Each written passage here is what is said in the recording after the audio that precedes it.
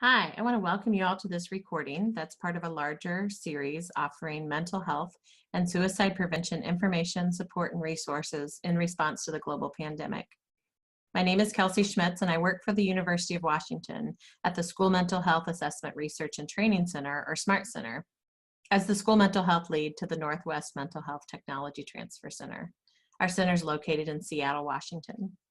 In response to the critical need for information during and after the global pandemic, a group of organizations based in the Northwest region have quickly formed an alliance to join together to co-develop, co-deliver, co-sponsor, and co-brand content, resources, and other information. In an effort to bring together in one spot a wealth of relevant information and access to school mental health experts, the Northwest MHTTC and the UW Smart Center are partnering with Forefront Suicide Prevention Center, Drs. Jim and Liz Mazza, the Association of Washington School Principals, Northwest Positive Behavioral Interventions and Supports Network, Sound Supports, and Well Educator to bring you the Wellbeing Series.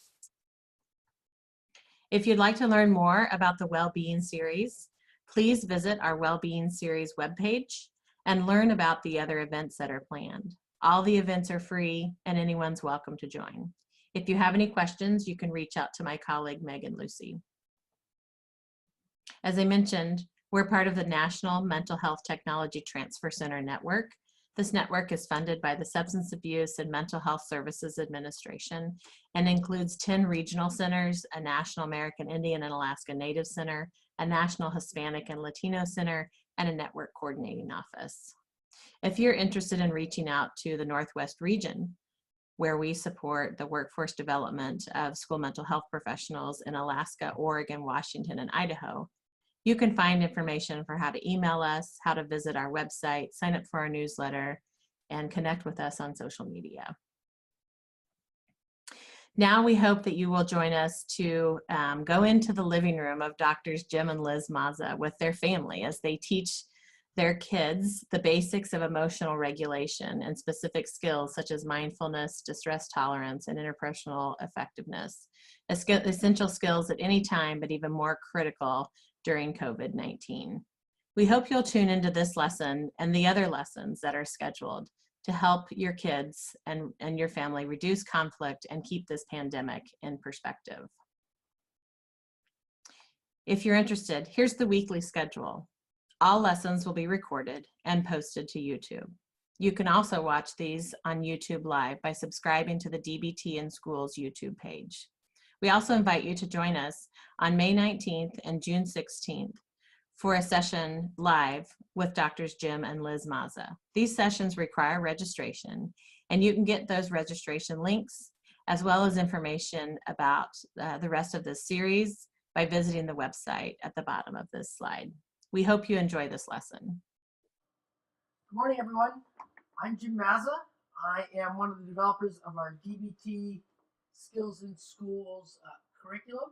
It's called DBT Steps A. This is the book. We are here for our student skills for surviving and thriving during COVID-19 and beyond. Our COVID experience is now coming on to week 10. And so what we do is, along with Liz, and Liz, can you introduce yourself here? You can say hi. Good morning, everybody. I'll see you shortly. We put together a curriculum that teaches emotional regulation skills, coping strategies, decision-making skills with our family here. So we put that together with a couple of other authors. We want to teach our kids when we're doing online schooling about social emotional learning. So if we got to be the teachers, we wanted to establish a curriculum there that would also teach them coping strategies and decision making during this difficult time. And so those of you that are feeling a little bit of the COVID creep and the COVID fatigue, let us know in the chat box. That would be great. And I'm going to introduce my class. So we're going to go live with our class here so that maybe you can learn some of the skills yourselves or have your students learn them as well. So Jackson, let's start with you. My name is Jackson. I am 13 and I am in 7th grade. My name is Grace. I'm 8 and I'm in 2nd grade. My name's Ashton. I'm 12 and I'm in 6th grade. Great. All right. So we've got elementary school, we've got middle schoolers here. And so one of the things that we want to make sure that we do is try to hit the age group or the developmental periods for each one of our students here. hopefully we'll be able to catch the developmental period for your students at home as well. So before we begin, I have a couple announcements to make.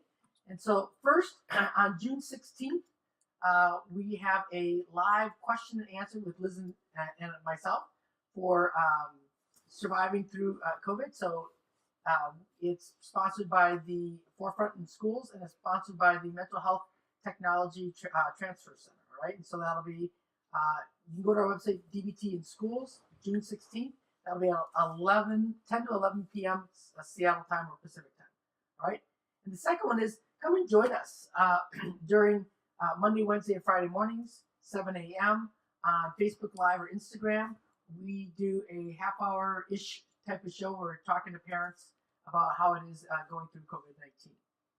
With that, I am going to start our class with a mindfulness exercise. So Liz, we're going to have you join us. Ashton, I'm going to have you explain it to everyone. This is actually, mindfulness is one of our core components. We've talked about it before. And so this is going to be a fully participate exercise, right? And so what we want you to do is not worry about making some sound. We're going to play the game called, Pterodactyl, thank you. And not worry about what's going to happen in the future, all right? And so what we want to be able to do is just be in the moment, all right? And so that'll be important. So participate is a what skill, all right? And so we want you to go 100% in during that time and be non-judgmental during that, okay? So let's come on up. Ashton, why don't you go ahead and explain? Come on back up to the middle here, Ashton, so you can explain it. Okay, so Pterodactyl is a game where everyone stands in a circle like that. It doesn't really matter how big. And then someone starts by saying pterodactyl, and then it goes to the next person, and they say pterodactyl. And if you want to switch the order, you make it like a random pterodactyl noise, like or whatever. But the catch is you can't show your teeth at all unless you're out, so you have to be like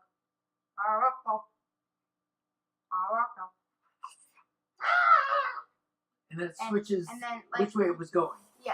Okay. Screaming switches the way it's going. Do we think that we have that? All right. Let us know if there are any questions there.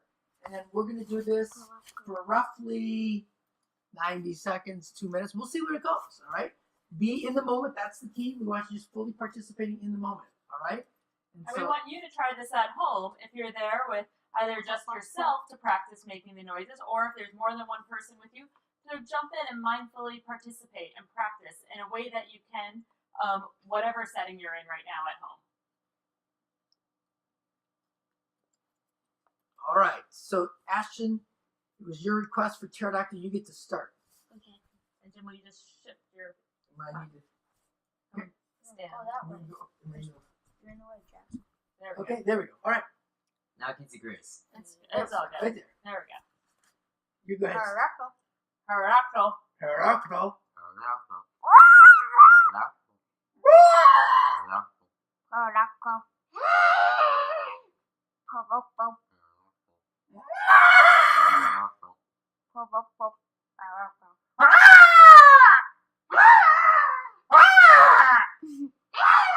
Pterodactyl. Pterodactyl. Pterodactyl. Pterodactyl.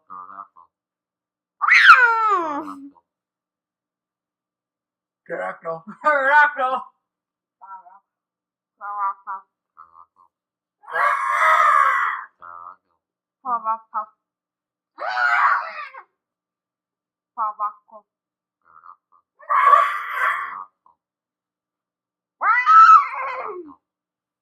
Pterodactyl. And stop. All right. So, in your chat bar. Wait, were you saying What was pterodactyl? that You like were. at home? You go Yeah, ahead I and put got that pterodactyl. information in Yeah. there. Thank you for Pterodactyl. participating. And then in the meantime, I'm I going to can't debrief say and see what that was like for our class here. And then we'll see if we can't compare notes. Okay? Great. What does debrief mean?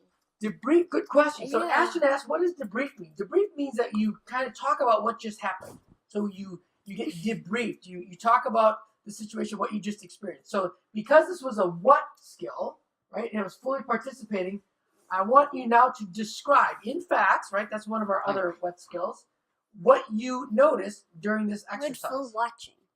Okay? So you want Wordful watching. Wordful watching would be you when you're describing it. That's right. So we do wordless watching as observe. We do describing as putting words to it, right? So, Jackson, what'd you notice? That Grace was. Sing. What I heard was that Grace saying Tara Bok Bok. Yeah, I was kind of getting some same thing. The word of pterodactyl seemed to have Grace seemed to have transitioned it to something different. Tara Bok Okay. Bok. She's up. And there was an observation from home that Grace did not say pterodactyl that often. No. Tara Bok. Ashton, what'd you notice? That you would go. Almost the whole time. You said So pterodactyl can you put twice. that in the words? No, I think I said many more You times. said than it twice. We have a Twice. tape. We'll go back and watch the tape. Okay. So you notice that I raised my arms. That would be the description, right? Okay, Grace, what did you notice?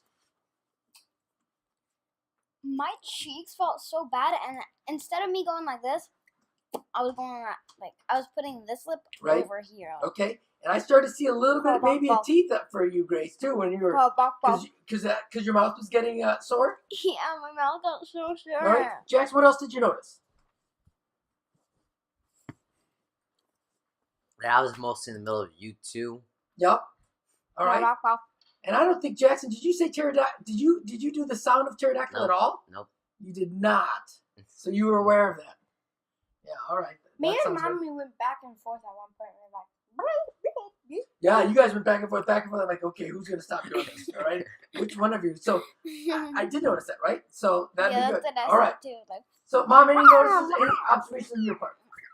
I noticed anticipation of when was it going to get to me, and then it wouldn't, so I had to like tolerate the urge to not go again, not to say something.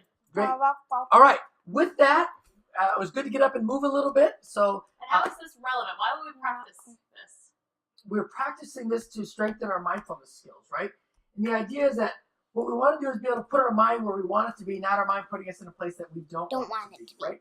And so that's right. And so when we talk about the skill of participate, it's about being just in the moment, just that moment, not the second that's coming, not the second that just passes, just this moment, so that you can experience it non-judgmentally, which is one of our house skills, right? So that you're just not making judgments for yourself and you're just enjoying that moment. And so often now we try to capture moments instead of enjoying the moments, and we worry about what other people are going to think, and so we can't enjoy that time either with them, or we begin to doubt ourselves in how we experience moments. And so this idea is to just be in that moment without any worries about how people are judging us or what they're thinking about us. All right.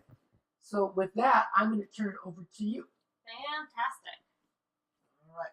All right. Good morning, more formally, everybody. I am Dr. Liz Dexter-Mazza and the mom of this classroom and crew here today. So today, I'm really excited that we are going to be teaching the skill of dialectical thinking. And you guys hear that word around the house a lot, and we talk a lot about it. So we're going to explain to everybody what that means. Before we do that, I just wanted to show you guys kind of where we are with one of our slides that you've been watching us from week to week, so you know just kind of where we're talking about with our sets of skills. In general, all of our skills that we teach in this curriculum fall on two sides of the balance, on either acceptance and validation skills, like our mindfulness skills and our distress tolerance skills, or they're more change-oriented problem-solving skills, like our emotion regulation skills, which we just finished up teaching last time, and the interpersonal skill, effectiveness skills that we're going to move into. And so right now, we are in an area where we're teaching us now the dialectical balance between those two, looking at where those find balance from side to side, right? That's kind of the center of the seesaw. And this we're going to talk about. How do we find that middle path, use this dialectical thinking to get us unstuck when one side is weighted heavier than the other. So that's kind of where we're going to go today. So go forward one more slide there. Okay. So why dialectical thinking? Can you guys think about what dialectical thinking is? Do you have any ideas? And you have a handout there, but I don't even actually think you need it. But Grace, tell us what you think dialectical thinking is. I think it's when something can be this way and it can also be this way. Exactly. It's when two things can be true at the same time. That's exactly right. Okay? Pinball. So, right, pinball, playing pinball is when two things can be true at the same time. Can you throw up that next slide for us for just a minute? Ashley, any thoughts on what dialectical thinking means for you? Like something can be good at the same time, but also be bad. Right, so two things are true at the same time. So that's really what we're thinking about. We use dialectical thinking to kind of expand our thoughts and options and to help us get unstuck and be more flexible, right? That things aren't all good or all bad. Do you guys ever have that experience? And you at home, do you ever have the experience where you get stuck in all or nothing thinking? Like something's all good or all bad. Sometimes people call this black and white thinking. Have you ever had that experience? Yes. Yes. Can you give us any examples? Can you think of times when you've been in all or nothing thinking? And same for you at home. Examples of when you get stuck in all or nothing thinking? No. I don't remember. You can't remember one? Grace or Jackson, can you think of some of that? How about you, Grace? I have to think. You want to think for a moment? All right. Because I'm thinking sometimes this happens for you, like when people used to feel like you're getting rushed. So if you can think of an example around that, all right? And we'll come back to it. Oh, you got one? Go for it. Getting out the door to get to school that happens before COVID-19. Before COVID-19? And what would happen for you? I'd forget my backpack. You'd forget your backpack and we'd start rushing you. And then what would you start saying to yourself or to us? Stop rushing me! Or you'd say, everybody rushes me all the time. Everybody says I'm slow, right? And then it would get you really upset. So that all or nothing thinking gets us really upset and kind of can help to escalate the intensity of our emotions and make them bigger and bigger. So what we're thinking about when I think dialectical and getting away from that all or nothing, it's how do we find a middle path? So it's not all black or all white. It's right? orange. It's orange? How do you put black and white together and get orange? Because She saw a meme where there's this guy who's like, I got black, I got white, what you want? And the other guy says orange. Gotcha, so it's from a meme. So typically, in the primary color world, when you put black and white together, You what get do you gray. You get gray, right? And gray is kind of like a compromise. And when you guys do compromises, do you think people are always typically happy when they have a compromise? No. No, because you kind of get sort of what you want, but not really, and the other person didn't get it. So what we're thinking about here is when we're stuck in all or nothing thinking or black and white thinking, we're not looking for gray. We're looking to put those two colors together and end up with polka dots or a checkerboard where we can honor both sides of each side of the dialectical dilemma. Checkerboard sounds neater. A checkerboard, right? Sounds neater. Or like my pants, you can see the black and the white in my pants. you can see the blue, pink, and white. Right, the blue and the pink in your pants, right? And we're not the looking white. at one or the other. So that's what we're thinking about when we're talking about dialectical thinking. Is like, how do we hold up both sides of balance in that?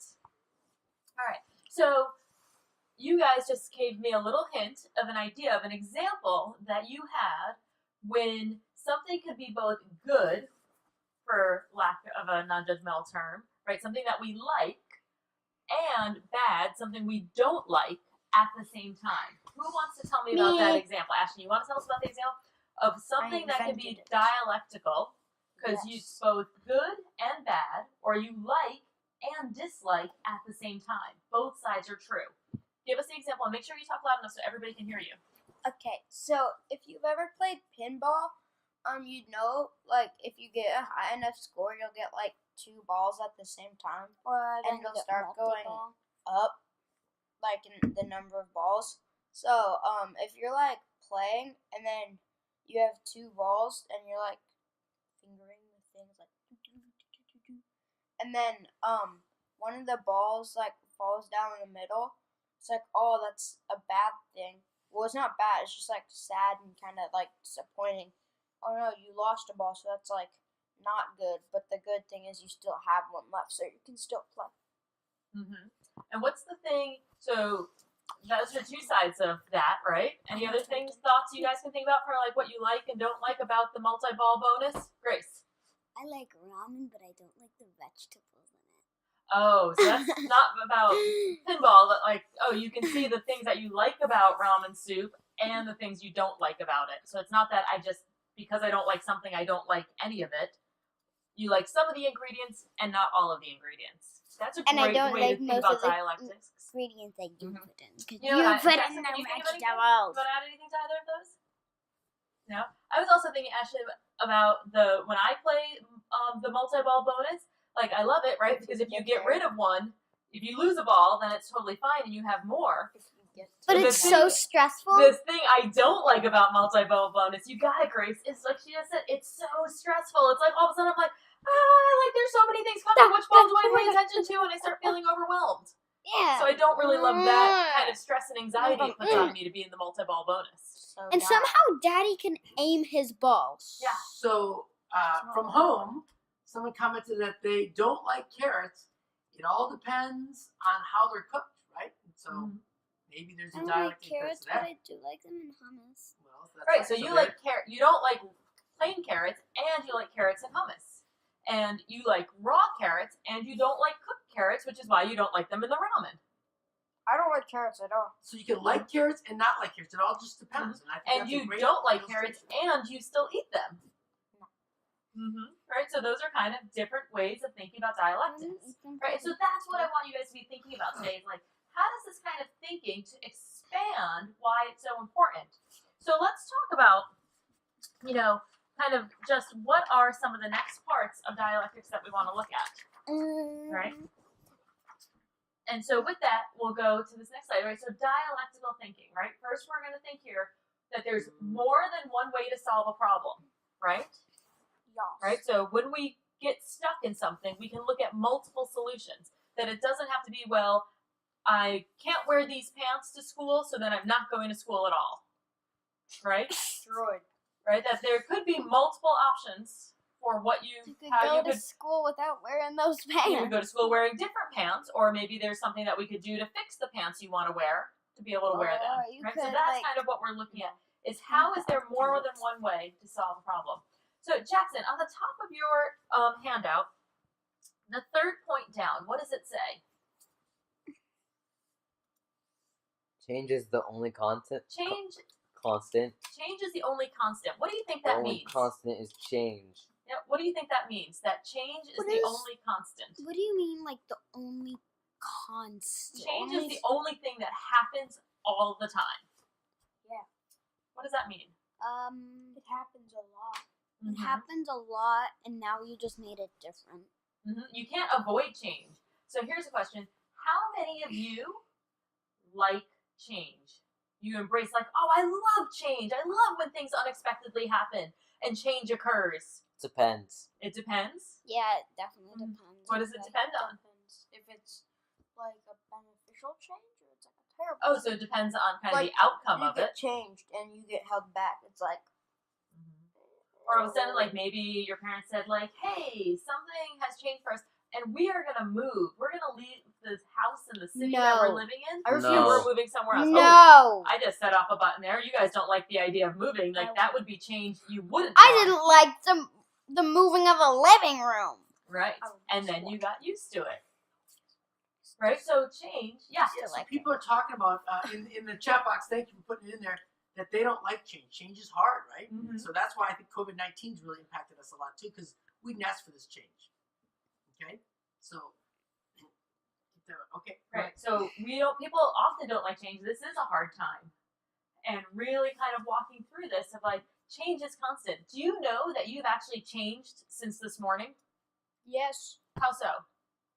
Our clothes. Oh, your clothes? No. What else? What else has Yes. changed for you since this morning? I have probably gotten 1 more ounce of milk.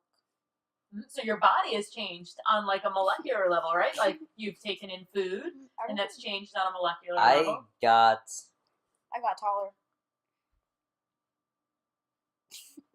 3 more hours of sleep. You got 3 more hours of sleep. So that probably changed and let your body and your brain clean up overnight and get fixed, right? 5? Yeah. And so we're constantly changing. Or like, you guys learn, like you've grown like 2 or 3 inches in the last year, right? That was change that happened over time.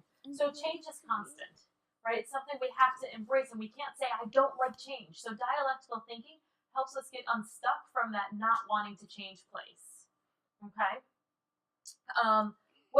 We already talked about this idea that two opposites can be true at the same time, that we can like something and not like it at the same time. And that's going to help us when we start thinking about perspective. How do you find different perspectives on things as we go through that? Okay? And so kind of keep walking through that. And the way that we do this is by finding how to honor the truth in both sides. Ashton, will you read this last point here for me? Oh, you have your right there. What's the 4th point on here? Avoid assumptions and blaming. Right? I'm sorry. Nope, right up here. I went too far. Right there. The one on the very bottom. Yeah. Trying to honor the truth on both sides of a conflict is the best approach. You keep talking, but you can't cover your face with that. Trying to honor the truth on both sides of a conflict is the best approach. This does not mean giving up your values or selling out. Avoid seeing the world in black or white, all or nothing ways. Try to honor the truth on both sides. Does not mean compromise. Right, so that's kind of what we just talked about. We're not going to get stuck in compromise. We're going to find a middle path or a synthesis. So I want to talk to you guys about a couple different ways that we can do that. What are some strategies we can use to find how to get into dialectical thinking and balance both sides? So we're going to go through a couple examples, but I want to go through a couple points with you first. So you guys can flip over your handouts so you can see what they are. And you know the first one is my favorite one. So Grace, you read the very first one on hints for thinking and acting dialectically. Oh, you don't have a backside. Here, Grace, read mine. Right there, that very first one. Move into both and think away from either. Move into both and think away from either or thinking. Avoid extreme words such as always, never, and you make me. Okay, so what's my favorite word to use at home? And. Dumb. And. Ashton. Well, you go like, don't be dumb. No. My favorite word is to use and. That was in last week's class. We used the word dumb a lot. That was just as an example. Don't be dumb. So, but. And, right? And what word do I want and to replace? But. But, right? We want the Because power but is a and. big eraser. You got it, Ashton. But, when we use the word but in our language, it acts like a really big eraser, and it wipes out anything that comes before it. So if I say, I love you, but I can't stand when you do this behavior. Ooh. That means you don't really love Right? Does them. it feel like I just don't really love you? It just kind of ignores it? Yeah. Right? But if I say, I love you, and I can't stand when you do this behavior. You changed the word. I changed the word. And does it feel differently when you hear that? Like for me, I always think of when I hear the word but, my ears close. But when I hear the word and, it leaves them open. And I can receive the information or the feedback somebody's giving me that can be a little bit different there. What kind of examples can you guys think of difference between but and and? But is spelled B-U-T and is spelled A-N-D. That is a nice describe non-judgmentally. They have different And can you letters. think about now what is And here? put something like here, and then it puts something above it, like to the side of it, like next to it, and then but just goes here, and then it just knocks it down and replaces it. Oh, I like how you think about that. They're Like both conjunctions. they just kind of hold it together there, right? So we want to get rid of our buts, right? Everybody's going to practice getting rid of their buts. And in conversation, ask like, okay, I want to go to the store, but I don't have any money. Versus I want to go to the store and I don't have any money. Opens me up to finding maybe how can I get some money? Do I need to ask for somebody for it, or do I have to realize like I can't go and that's a bummer, right? So it opens me up to seeking for other solutions and to be able to hold both sides of that. So So I want you all to really practice using the word and in your conversations. And if you can make an agreement with the people in your house, this is a great practice for you to say, hey, can we start mindfully noticing when we use the word but and calling it out kindly to each other so we can practice replacing it with the word and. I have a feeling if you start doing that at home, that your conversations and your relationships may go a bit smoother and your relationships might improve a bit more. So try that at home. Okay, here's another thing I want you to think about for another hint for acting and thinking dialectically. I want you to practice finding the kernel of truth in the other side. The kernel? The kernel of truth, like the small thing that, well, how could something be different and getting us away from the always and never, right? Things are, COVID-19 is all bad. It is. Right? Not. How can you say, well, how do I bring up the other side? I like cornhole and I like Right? basketball. And I can ask, like, what am I leaving out? Right? Is there some things that maybe I do like about COVID-19? And we're gonna Yes. and we're gonna come to that and do an example of that in just a minute. But that's another thing. Think about asking yourself these questions at home when you start getting stuck in everybody's always rushing me out the door. Is there am I leaving out the other side? Right? Yes. To kind of find that balance. If I'm way teetered over here, how do I bring up the other side to help get some balance Yeah. on that? Right? Also, no one has the absolute truth. Right? We can get rid of those always and nevers that way. Like I am always correct and you are always wrong. Right. And that can't, since there's no absolute truth that way, we can't have that side. And then the last one that I think is really important is to not make assumptions. Right? And not make assumptions about what you think other people are thinking and doing, okay? Right? So we might ask ourselves, what did you mean when you said this? Yeah, Right? don't get Or the it's mind kind of into going back to our skill of check the facts. Yeah, because then you could assume something and it's wrong, and then you make the person like even more mad. Or you get angry because you assume that they were judging you or they were asking you to do something you Yeah. didn't want to do. But they weren't. Right? So it's really important. Like, when you said this, was this what you were asking for? So some clarifications. Or I'm not going to assume that everybody can read my mind. Right? That if I say, oh, I'm hungry, I'm not going to assume that means your dad knows he should go get me some food. Or if I say I'm thirsty, I'm not going to assume that he's going to bring me a drink. Right? Because I didn't ask for it. Yeah. So I have to say, things like, oh, what I'm trying to say is, I'm thirsty, would you mind go getting me a bottle of water? I'm going to make sure that I'm not thinking that other people can read my mind either.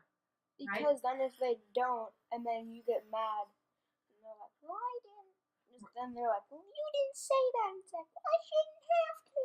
Exactly, right? And that then gets impacted in our relationships. Yes. So we have some input from our audience, which is great. That change can keep us from getting bored too, which is great, right? Change is hard, and it can keep us from getting bored. Mm-hmm. So I think those are important types of things to remember. Right? I love that use of and. He very emphasized Change is it. hard, and it has benefits on that. Yeah. Okay, so let's practice some of these things, right? Let's figure out, how do we use dialectical thinking to find different perspectives, right? How do we use it to get ourselves unstuck and to see the other sides? And given the reason that we are all doing school from home right now, I thought we would talk about finding a dialectical synthesis about how COVID-19 is happening for me Not on one to side, me. Not and against me. on the other side, how COVID-19, like you guys said, is either against me or happening to me. Yeah. Okay? So let's do that. And I want you guys to kind of generate the two sides of it. And the same for you all at home to help us figure out how COVID-19 is against me and how COVID-19 is for me. I thought it was happening to me and happening for me. Yeah, it can be to or against, right? That's the same concept. Okay. All right. So start throwing out ideas. Tell me where they go on sides, and you guys at home, I want the same thing from all of you to tell me how COVID-19 is happening to you or against you versus COVID-19 is happening for you. It's happening for you. You get more time with your family. More family time. You get brownie points for that, Ashton. Yeah. Right? Because you want to spend more time with your family. What have I done? I'll make sure that happens. Okay. To us or like against us is like all the things you're missing out. Like you can't do a lot. You can't fully things. interact. So you're missing interactions. Like physical interactions. In person. Okay. What were you saying, Jackson? You didn't. Well, not really. I mean, you can go on socially distanced walks, bike rides. So that's something, right? That's not. We'll talk. That's something. That's way kind of a middle path you found on some of that. Okay. So what are some things that are happening for you that you see as the benefit of COVID-19?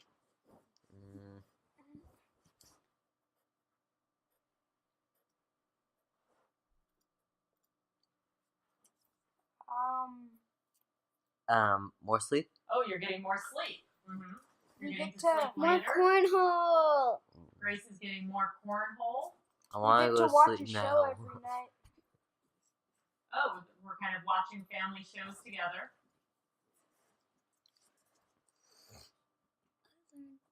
Okay. Family dinners and no going out to dinner. Oh, that's happening for us. We're saving money because we're not going out to dinner. Okay. And what do we have from home coming in? A dog. All right. What about other things that we don't like about COVID? Oh, you got something? Yep. Less rushing around. Okay. That's a good thing. I like not a dog. Well, I think it's a good thing. So that's for us, right? I can't see my friends that really annoy my friends, and that's really annoying. So they miss their friends a lot. Yep. Missing friends. Wait, how many How many reallys were there? Against would be a restricted movement. I'm thinking for you guys also missing soccer and ballet, restricted movement.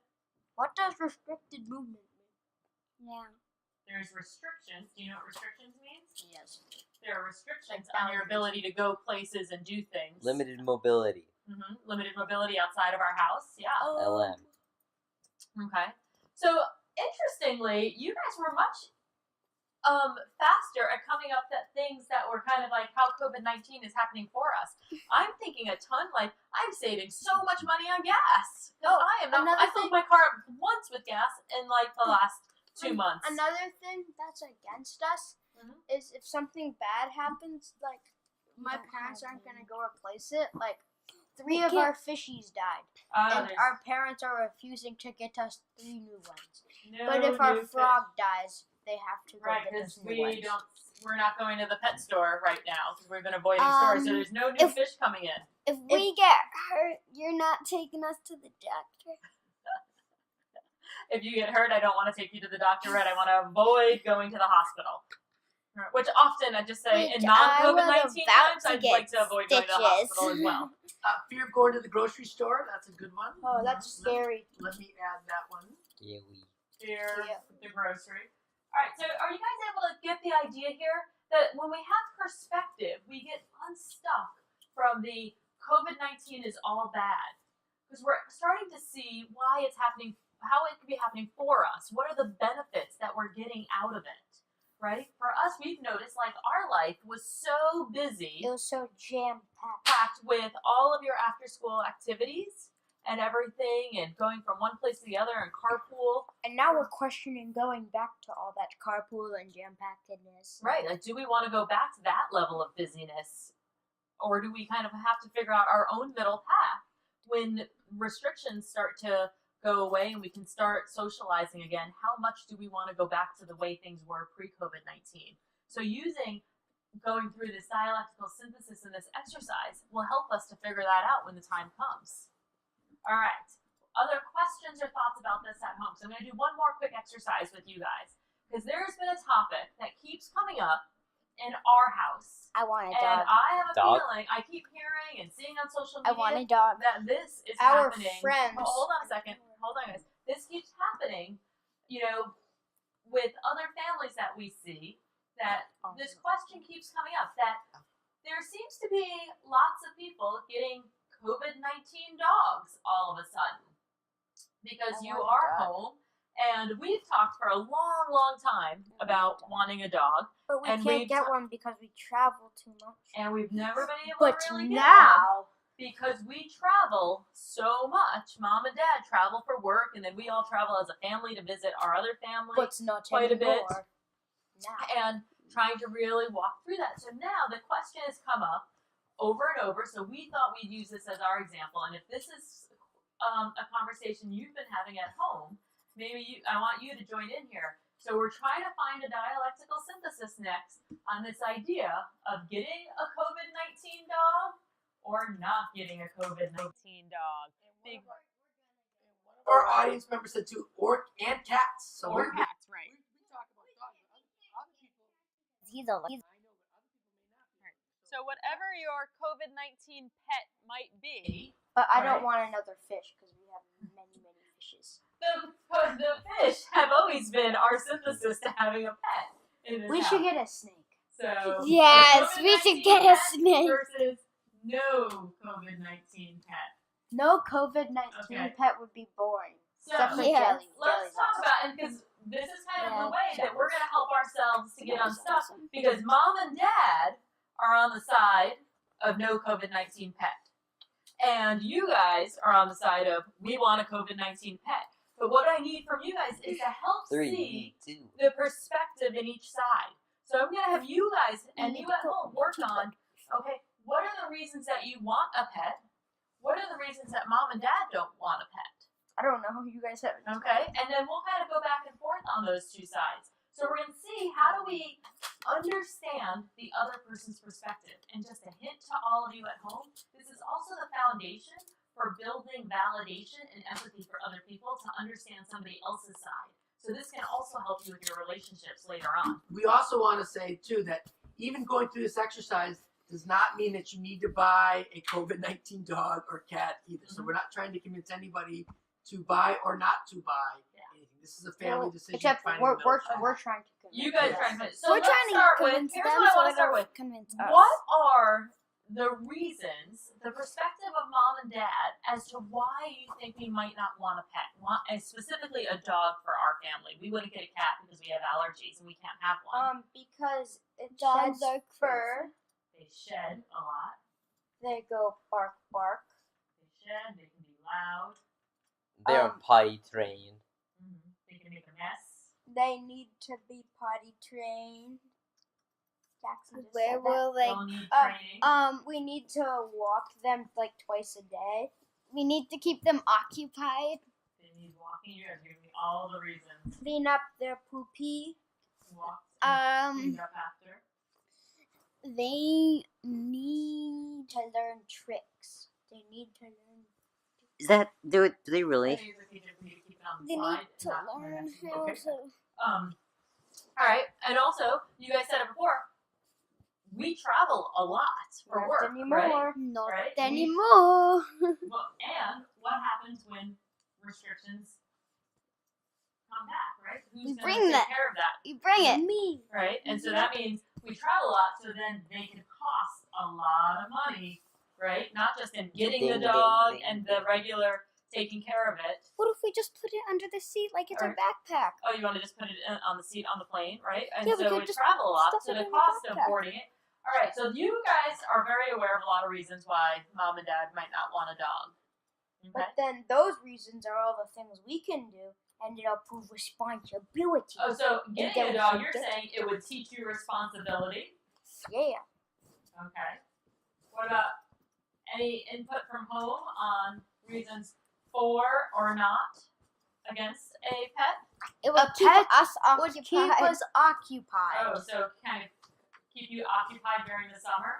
Fun to cuddle, caring Yes. for another living Cuddle. being. Cuddle. Ooh, that seems to hit a Cuddle. And then and then We have plenty of cuddles in our family another time here at reason- home. why the parents don't want it is because we could argue who gets to hold the dog or who gets to sleep with the dog. Oh. If we get a dog, I need to get like a little slide I call So the sleeping dog with can the run dog up first equals day. stress reduction for humans. All right. Yes! Pets equal stress reduction. Pet I think reduction. our audience is starting to go in favor of getting a dog. See? COVID. If we get a dog, I need to get like some weird slides so that the dog can run Okay. up the slide. So, and other help me reasons. because I have a loft bed. Other reasons that why you think a COVID-19 dog or other pet may want. What are some things you guys want for a dog? We're not always on video games to keep us occupied, and we We can be with the can dog. Keep you occupied We and can- off screens? We can get a little puppy, and then we can watch the puppy grow into a big dog. Mm-hmm. The puppy can watch Merlin with us. Okay, so you'll have It another. would be small activity? puppy, and then we can see the puppy grow. Okay, So these- and what's the benefit of watching a puppy grow for you? It's Cool. entertaining, and it's like Our growth's entertaining to you guys. it's like, well, like they're part of your family now, and then like you get to name them, and you get to be Okay, like, so come here's here, dude. All right, so here's my next question for you, and I want you guys to think about this. So, what would be the middle path on this, right? We've got the idea of getting a pet that's going to teach you responsibility, it's going to keep you occupied, especially this summer when there's going to be no camps, If keep there you is. off screens, it'll help with stress reduction and be entertaining. And the other side is that it's going to need training and walking, and we travel a lot, so it might cost a lot of money. I It's going to think shed. training is And one all of the these things benefits. that I gotta tell you, I don't want to have to do because I have a feeling if often, just like with the fish tank, who's responsible for cleaning the fish tank? Me. No. Yes, I am You. responsible, but Yeah, I you're- do not do it. And you do not do it. So I end up cleaning the fish tank all the time. I end up having to take care The of it. dog is different. Are you gonna get up at 6 o'clock in the morning and take the dog out for a walk? Yes, I will. So I think these are the things we're gonna have to figure out I will in wake up at order to 7 find our o'clock. dialectical synthesis. I will wake up at 7 o'clock. I will do So, my all chores, right. and then I will walk the dog. Okay, we'll come up with a plan for that. So one of our contributors here for the Why to Have a Puppy says, Yes, good can job. you tell we have a new puppy? So they've already got one. Oh, so see some of our Yeah! COVID-19 Well, then we should get See? one. Do what they doing. You guys are really ahead of this, right? So what I need to Hey, know. Dog. Those people Wait, are smart. Okay, listen up for here, because I want you guys to think about it. Because just having this list, this is like the pros and cons kind of. But We now the need a next step dog. for you all to do at home with your list if you're trying to get a COVID-19 pet or not get a COVID-19 pet. And what we're going to do is We're we gonna are get going a to look at this COVID-19 and pet. we're going to say, how do we honor both sides of this dialectic? I know. How will we manage the potty training and the walks and the travel and the cost of it with all the benefits? How do we find a middle path? Because pretty much our middle path for the last few years has been a fish tank to getting a pet. And you guys are trying to say, the next step is, how do we find the synthesis in a middle path to move beyond the A fish. confined fish tank, which are really pretty fish. And Except 3 of them have died, and we you can't want to get go new to the ones. next step. So that's what I want you all to practice at home, and then report back to us. You can report back to us on our Facebook page or Instagram page, or you can always come back here and put them in the chat bar as well. I want to know how you found the dialectical synthesis, whether it's on getting a COVID-19 pet or not, or any other decision you're making yourself or as a family you guys are all making. Post it on our Facebook page or our Instagram pages under DBT in schools. Yeah, we need reasons why to get a dog. All right, and these guys clearly want your help on that. I need So help. let's wrap up for the day. I'm so glad you guys stuck with us. Here are the take-home points I want you to remember. 1, work on replacing but with and. Right? Practice that and make an agreement with each other at home that you can notice when somebody says but and call them out and encourage them to say the word and. Let's practice letting go of all or nothing thinking. The I always this, I never that, you never, you always. Let's practice letting go of those and replacing that with sometimes this happens, and when it does, I feel this way. And then go back to honoring the truth on both sides of this dialectic and try to find a middle path, whether it's around getting or not getting a COVID-19 pet, or creeping and making decisions in to decrease your social distancing during this time, or any other conversation you're having at home. So work through that. I want to say thank you to all of you for joining us. Our just kind of reminder announcements. Make Is sure that- to subscribe. Hold on, Ashton. Thank you. Is to remember that we have a Parenting Through COVID-19 live stream every Monday, Wednesday, and Friday morning with Jim and I on Instagram and Facebook Live, where we're talking about all the strategies that we use and suggestions for the parenting, the partnering, the working, the educating, the teaching through COVID-19. And then Jim and I are also going to be having our second live Q&A sponsored by Forefront and the Mental Health Technology Transfer Center on June 16th at 10 a.m. And if you go to our website, you can get the registration link there. We had a great time at our Q&A this week. We had lots of questions. We've got more questions to answer, and we hope to see you all there. We will be back for Parenting Through COVID-19 tomorrow morning, and then hope to see you all next Tuesday back here in our living room for student life skills to survive and thrive during COVID-19 and beyond. Thanks so much for joining us. You guys Make can sure now to say thank you. subscribe and leave a like. Okay, say goodbye. Bye. Unsubscribe equals